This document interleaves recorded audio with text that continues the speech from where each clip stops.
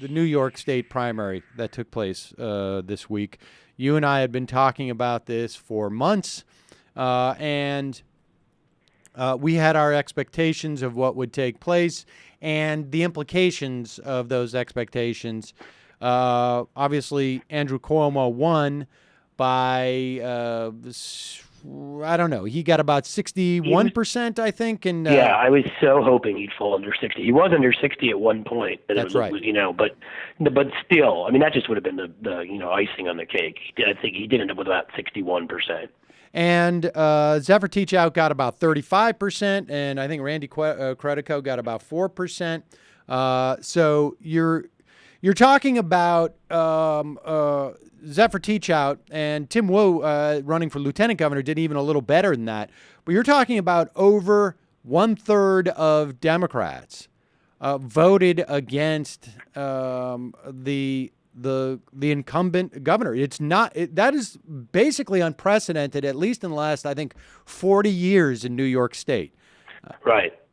Well, and important to note that in many upstate counties, like, she wiped the floor with him.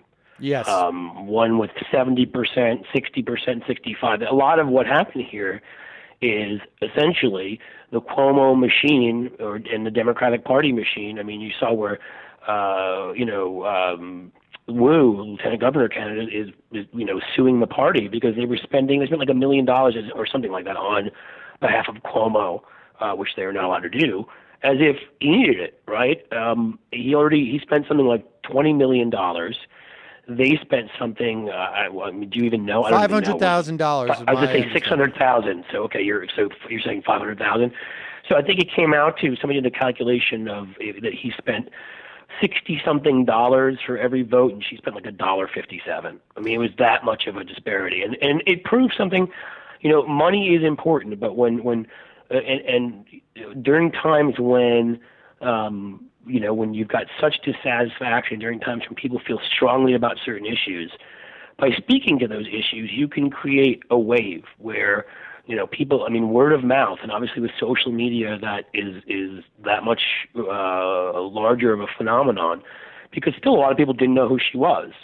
And to get back to what I was saying originally, she won a bunch of those counties, but then you had him, basically he only won Manhattan by about 8,000 votes, but he was cleaning up in sort of those outer borough counties where you've got more of the machine of the party. Queens, Brooklyn, de Blasio came to his aid, Schneiderman, all these people who are progressive, we've called progressive. I understand in some cases why they did it. I don't how they did it does not make me happy. De Blasio sitting next to Kathy Hochul and calling her a progressive is a joke. Yeah. And he should be embarrassed by that. If he wanted to stand next to her and say, I think Kathy Hochul has the right skills and integrity or some crap like that to be the better candidate, and he endorsed because he was doing it because he doesn't want Cuomo's retribution to hit city programs he cares about. That's one thing. But to stand there as somebody who got an A rating from the NRA and was endorsed by them, who's referred to immigrants in all sorts of racist ways, who voted to censure Eric Holder over the made-up Fast and Furious scandal, voted against Obamacare about 30 or I don't know how many times. That's not a progressive. Right. She's good on a couple issues, sure. She's good on women's choice and whatever. That's not a progressive. Cuomo's good on a couple issues like that too. He's not a progressive. And so to stand there and say that is insulting, frankly, to people who, and that's my problem. It's not my problem isn't the endorsement as much as how he did it. But long story short, these guys saved his bacon, kind of like the Working Families Party did. At this point, they all thought he was going to run away with this thing. Granted, none of them could know the Moreland Commission scandal was going to come up and take over the news cycles, and nobody knew that it was going to come out also that he had engineered, even though we all knew it, that independent breakaway coalition in the Senate. That ended up basically caucusing with the Republicans and providing more or less the votes to block important progressive legislation, a whole variety of things. But so they didn't know that, and they took a risk. And I have some friends who are very involved with the Working Families Party, and I think they've done a great job. So I'm not going to be too critical. I understand, although for a Working Families Party to stand there and endorse Cuomo is a very sort of surreal thing. Yeah. When he's going directly against their interests on everything. But it comes in the end to look like if that machine had not gotten behind him, if she'd gotten the Working Families Party endorsement, and some of these guys were willing to stand up with her, I think she very likely could have won this thing. I think she would have if she'd had another 2 or 3 weeks anyhow.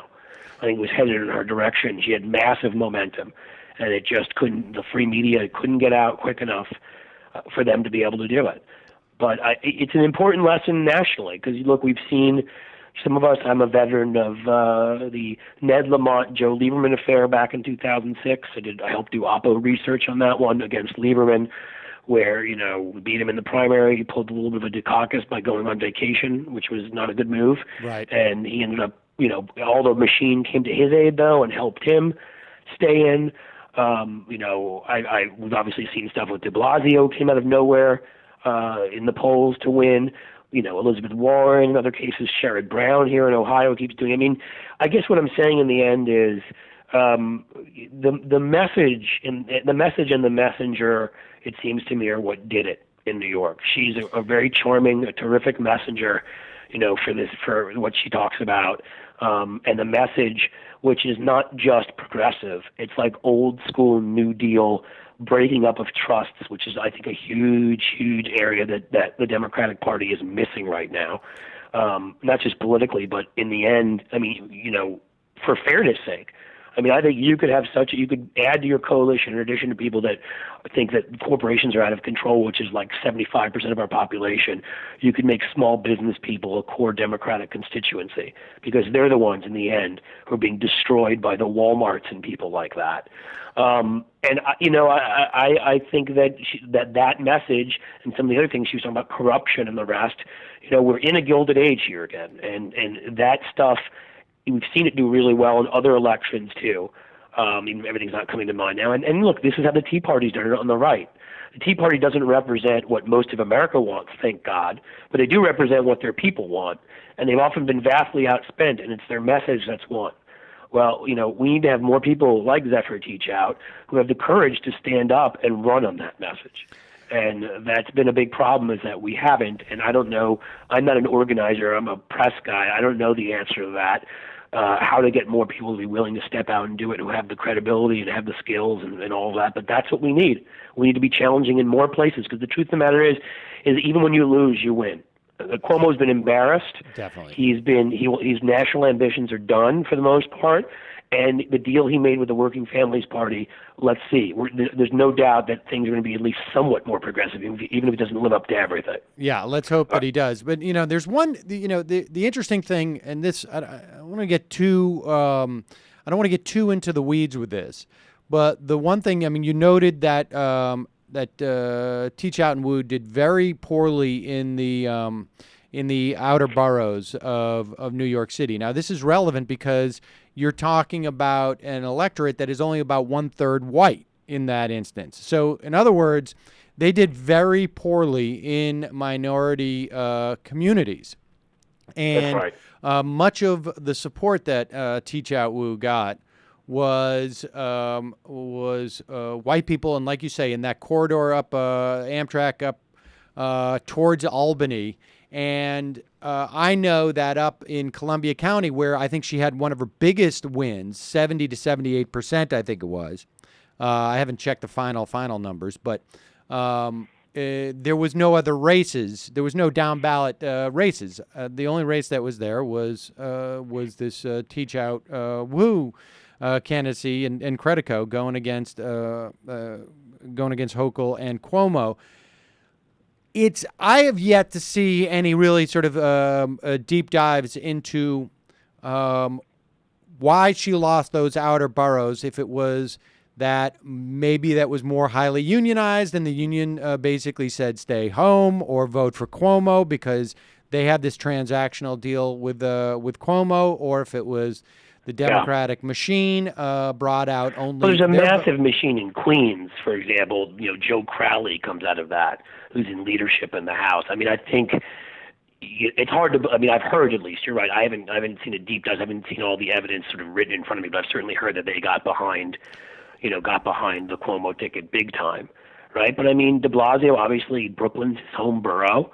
I mean, I don't know how much he did behind the scenes to get people again to sort of whip in a way for Cuomo, but just having this guy, who's like royalty almost in Brooklyn do that, stand up for him is certainly going to make a difference there.